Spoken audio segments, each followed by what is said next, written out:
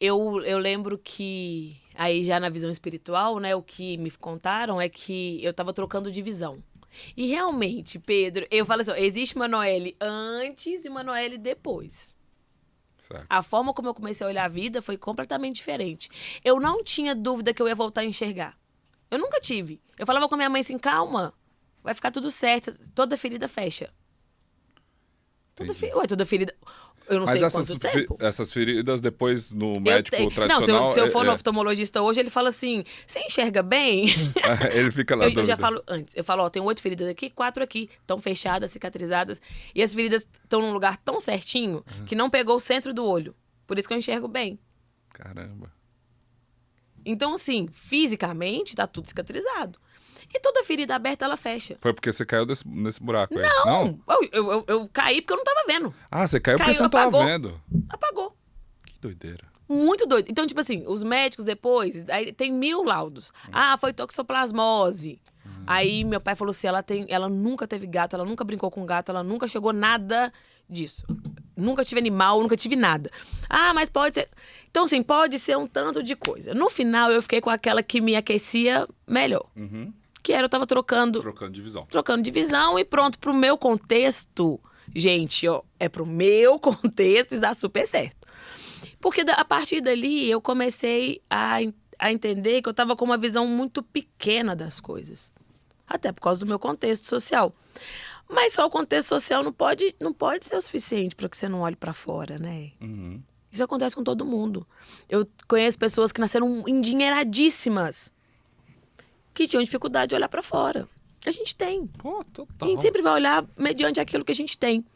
Então eu falo, a partir dos 17 eu comecei a buscar outras coisas. Mas eu só tinha 17, Pedro. Eu adorava forró, dançar forró.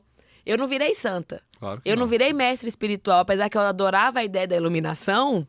Eu só tinha 17 anos. E aí eu comecei a estudar outras visões, outras filosofias, outras religiões também. Passei por todas, estudei todas. Fui no espiritismo, fui na Umbanda, fui no Candomblé. Então eu queria conhecer. Não foi com nenhum desrespeito, não foi para uso. Foi por conhecimento. Eu falei, eu quero me entender enquanto ser. Porque se todo mundo fala que o ser humano é um universo, eu tenho que saber o que tem nesse universo. Por que a gente tem que ficar num planeta só, né? Ué, o que tem nesse Tem universo um universo aí? inteiro, é? Poxa, é ficar muito fechada. E aí eu fui ter essas experiências. Então, eu comecei muito o meu trabalho porque as pessoas começaram a me perguntar muito sobre o que eu estudava. Porque eu não falava sobre. Eu sempre falei sobre autoconhecimento e desenvolvimento humano. Sempre foi meu lugar, assim, de brilho, que eu amo falar. Mas tinha esse lugar que era só meu. Eu falava assim, que era o meu oculto, que era estudar sobre as filosofias ancestrais. E eu fiquei muito apaixonada com a filosofia africana. Primeiro, porque eu sou uma mulher negra, né? Num país extremamente racista. Sei que as pessoas não gostam de falar sobre isso, mas o racismo é que ele é muito bem estruturado. Então as pessoas, quando eu falo assim, filosofia africana, as pessoas olham pra mim e falam assim, mas não existe filosofia africana. Oi. Como assim? Aí eu falo, mas... É igual aquela pessoa que acha que não tem sotaque. Né? O sotaque de vocês é tão bonito. E o seu, né? Não. E eu falo, gente, mas biologicamente aí não sou eu, não. Tem cientista provando isso. A humanidade nasceu na África. Por que vocês acham que não tem filosofia? E aí a gente tem que decorrer sobre toda a estrutura do racismo, da burrice, da ignorância, do apagamento histórico, tal. Mas existe e é uma filosofia muito bonita. Várias, né, você falou, na verdade. Você vivenciou 4. Eu Total. trouxe 4 pontos pra gente entender. Então, quando a gente fala de afrofuturismo, eu trabalho com afrofuturismo aplicado, que é o quê? Buscar a sabedoria ancestral africana para a construção de futuro. Porque isso pra mim funciona. Eu acho lindo o filósofo falar, tá, mas agora como é que nós vamos pegar isso aqui, materializar para que a minha filha tenha uma vida melhor? Total. Então, a minha busca foi nesse lugar, porque como eu não fui para academia e eu não entendo muito academiquez, acho um saco as pessoas só falarem academiquez, justamente pra gente não entender, né? Eu falei, como que eu posso pegar tudo isso que eu sei e transformar num lugar de conversa? E aí eu fui desenvolvendo esse olhar, mas foi muito pela minha própria experiência, de trocar com as pessoas. Tá, ok, eu sou muito estudiosa, dedicada, isso é um fato. Mas... E por conta própria, por conta... não necessariamente numa carreira acadêmica. Até porque o que eu fiz não tem. Claro. Eu estou fazendo faculdade agora, você acredita? Aos 40 anos eu comecei a fazer faculdade. Ótimo. Porque eu quis. Claro. E eu escolhi. E eu falei assim, isso aqui não é pro trabalho, isso é pra mim. Que é um curso novo chamado Ciências da Felicidade. Que legal. E aí eu tô fazendo pra mim. É claro que acaba, né, indo pro meu trabalho, mas não como pauta de agora eu tenho certificação. Porque o meu repertório me educou. O meu repertório me educou. São 23 anos estudando. E de vida também. Poxa, eu vivi isso na pele. A criação da minha filha foi baseada nas filosofias que eu estudei. A minha filha, eu brinco muito. Você pergunta pra ela assim, Maria Eduarda, qual que é a palavra que você mais odiava? Ela ia falar pra você assim, hierarquia. Por quê? Porque dentro da filosofia ancestral africana, você cria um filho e ele tem que saber o que é hierarquia. Porque senão ele não vai respeitar os que vieram antes e não serão respeitados pelos que vão vir depois. E eu quero que ela seja respeitada, mas ela precisa respeitar primeiro. E a gente fazia lá em casa, ela até chorava, porque ela era a última a colocar comida. É. Nossa, isso pra ela era assim, a morte. Eu vou ficar com o menor pedaço. Eu falei, aprenda a ficar satisfeita com o menor pedaço, porque você é a menor. Então é difícil? É. Não é fácil. Não é fácil você educar um filho. Mas você vai educar ele a partir do seu repertório. Uhum.